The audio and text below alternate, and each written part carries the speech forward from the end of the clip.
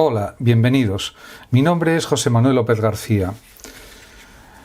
Les voy a comentar algunas cuestiones sobre el argumento ontológico de San Anselmo. Por lo tanto, el título es Tutorial sobre el argumento ontológico de San Anselmo. Está claro que, para San Anselmo, el concepto de Dios supone la idea de un ser mayor que el cual nada se puede pensar. Es el ser más perfecto. Aparece en su obra Proslogion. De hecho, San Anselmo no busca entender para poder creer, sino que cree para entender. Según San Anselmo de Canterbury, si no existiera, no sería el ser más perfecto, el ser mayor que el cual nada se puede concebir. Por tanto, Dios existe. Es una prueba claramente deductiva, un razonamiento deductivo. San Anselmo de Canterbury fue un religioso, teólogo, fraile benedictino, que nació en el año 1033 y murió en el 1109. Nació en Aosta, en los Alpes italianos. Se le considera uno de los padres de la escolástica medieval y uno de los prelados ingleses más eminentes. Se fue de casa a la edad de 23 años y se hizo monje en 1060 en el monasterio de Lebec, cuando su prior era Lafranco, un famoso dialéctico. Como filósofo, Anselmo fue lo que podríamos denominar un realista. Uno de sus primeros libros es el De Fide Trinitatis, que era una crítica de la doctrina de la Trinidad expuesta por Roscelino. Ciertamente, sus publicaciones más célebres son el Proslogion y también, por ejemplo, el Monologium, en los que intenta mostrar la existencia y la naturaleza de Dios, y sobre todo probar esa existencia divina.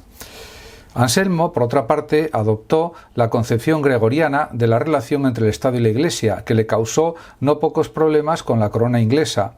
De hecho, diríamos que esta concepción gregoriana está claramente reafirmada de tal manera que supone una teocracia pontificia. El Papa, según la doctrina del Papa Gregorio, tenía la suprema autoridad sobre todas las cuestiones y nadie excepto Dios podía juzgar al Papa, lo que indicaba una supremacía del poder religioso, del poder de la Iglesia sobre el poder temporal, siguiendo la línea también, por supuesto, del agustinismo político.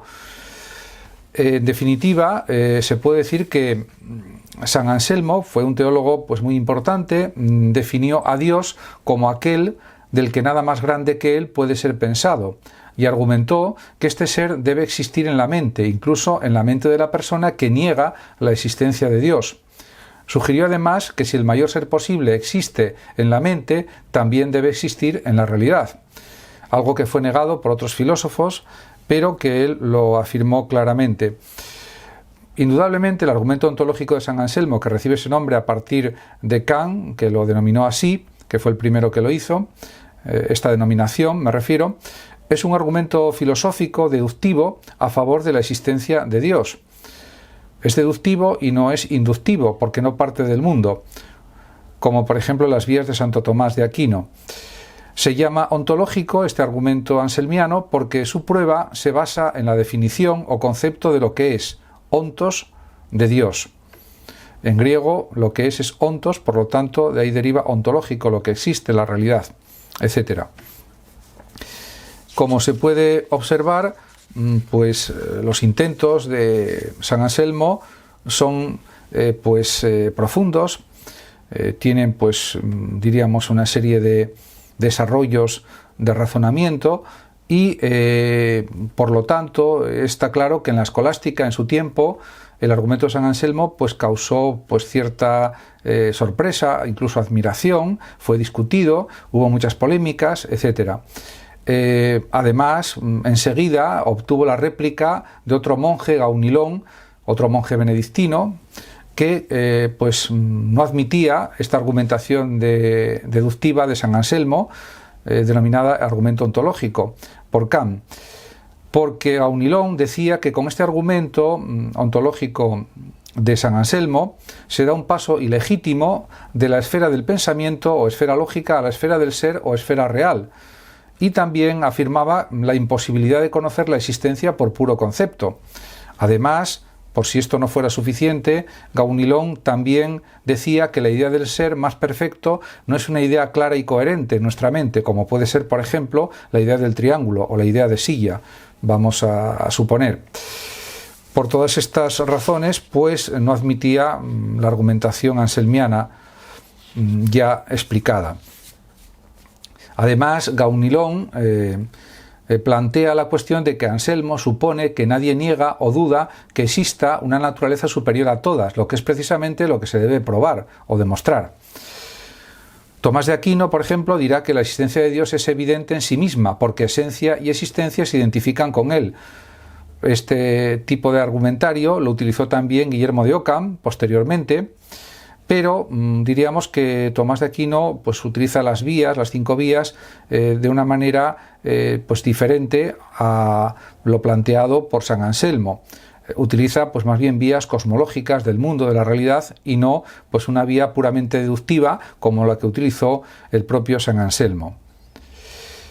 Por otra parte, ya en el siglo XVII, a Gassendi y a Caterus, la existencia para ellos no era un predicado ni una perfección, algo que también reafirmó el propio Kant ya en el siglo XVIII. Y en definitiva, Gassendi criticó pues duramente los planteamientos deductivos de San Anselmo para probar la existencia de Dios, o la argumentación deductiva que utilizó. Hegel, en cambio, en la Enciclopedia de las Ciencias Filosóficas, pues tiene varios pasajes en los que apoya a San Anselmo, porque dice Hegel: pero Dios debe expresamente ser lo que sólo puede ser pensado como existente, en el cual el concepto envuelve la existencia. Esta unidad del concepto y del ser constituye precisamente el concepto de Dios, con lo cual está reafirmando la validez del argumento ontológico de San Anselmo. Hay que pensar también que Hegel es un pensador idealista que desarrolla un idealismo absoluto y, por tanto, pues es entendible que reafirme la argumentación deductiva del argumento ontológico de Anselmo de Canterbury. Pues hay otros muchos pensadores que han analizado este argumento ontológico y según los filósofos pues lo afirman o lo rebaten. En el caso, por ejemplo, de Xavier Zubiri habla del poder de lo real y considera que el problema de Dios está dado para todos. En ese sentido, podríamos pensar que hay una especie de realidad divina, o que el poder de lo real es divino en cierto sentido, etc. Se puede decir que San Anselmo también presentó argumentos cosmológicos para demostrar la existencia de Dios, no solamente el deductivo de la prueba ontológica. Y estos argumentos están inspirados en San Agustín y se anticipan, en cierto sentido, a las 5 vías tomistas. Son pruebas, por tanto, que parten del mundo, de la realidad, que ha tenido que ser movida o causada por una primera causa o un principio incausado, que es Dios. También se puede pensar en otras obras, por ejemplo, cuando se habla de la primera causa, que es, por ejemplo, Duns Scoto, sobre el primer principio o sobre la primera causa. Esto pues estaba en la escolástica medieval presente de forma continua.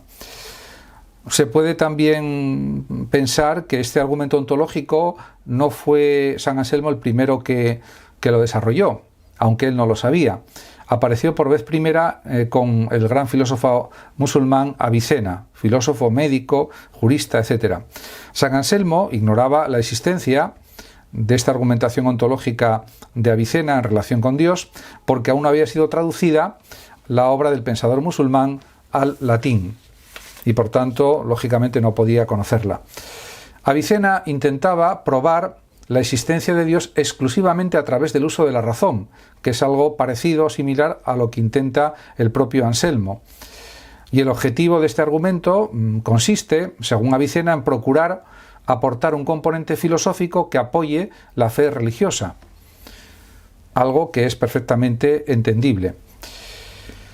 Y para terminar este tutorial, pues realizo la lectura de una cita breve de San Anselmo, de su libro Proslogion, de la página 134, que dice: así pues, Señor, no solo eres algo mayor que lo cual nada podemos pensar, y dado que somos capaces de pensar que existe algo así, si tú no eres eso mismo, podríamos pensar algo mayor que tú, lo cual es imposible.